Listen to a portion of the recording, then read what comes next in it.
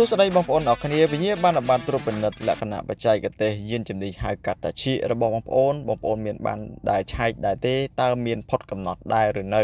ហើយបើសិនជាមានការផុតកំណត់តើ